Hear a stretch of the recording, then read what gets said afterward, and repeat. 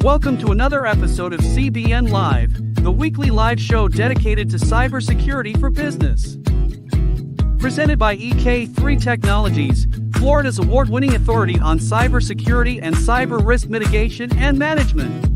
And now, here's your host, Earl.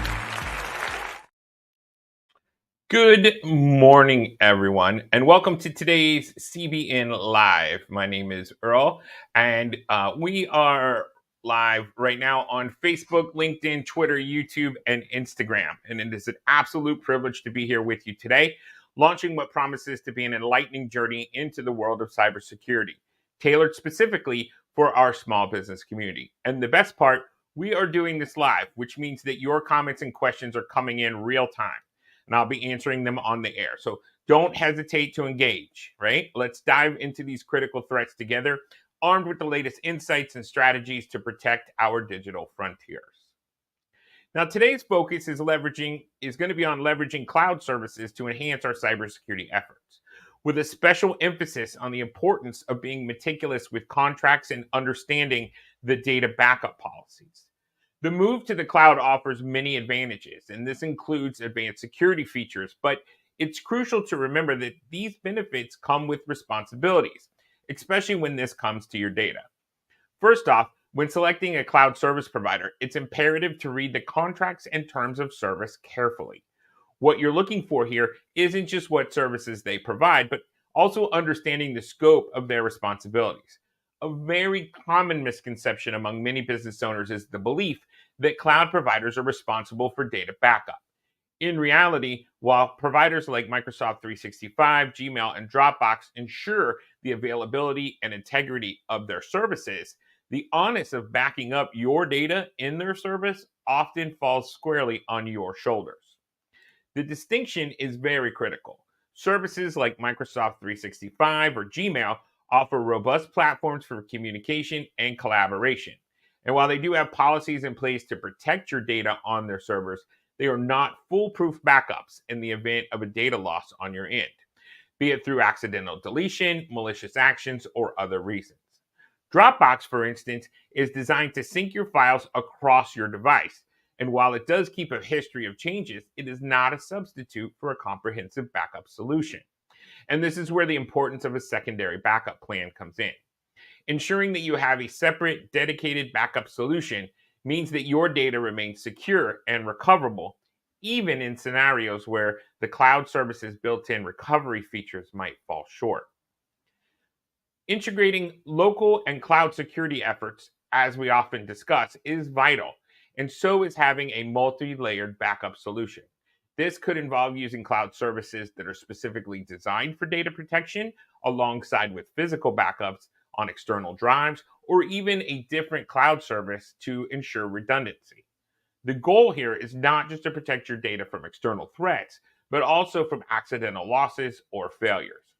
A well-rounded approach to data backup and recovery is an essential part of your cybersecurity posture, ensuring that businesses can withstand and quickly recover from any data loss incidents.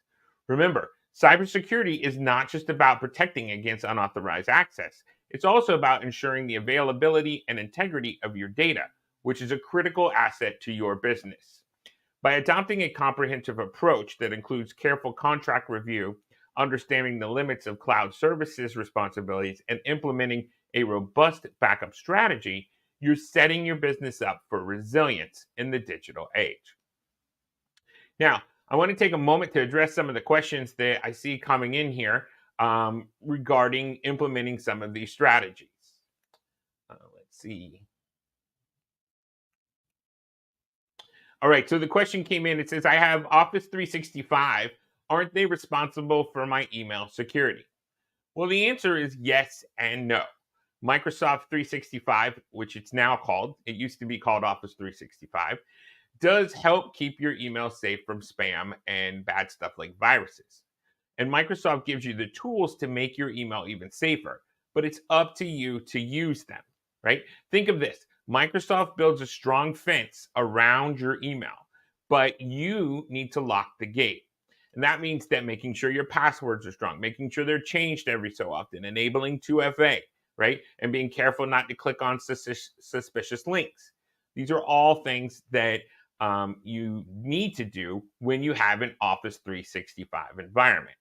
You also need to have visibility into that environment. So you're seeing where things are coming in. We often deploy different tools to make sure that maybe you're only getting access to your Office 365 environment from the city that you live in, right? Or the state that you live in, and not necessarily all over the world. Again, these are things you are protecting the gate that Microsoft has given you into that.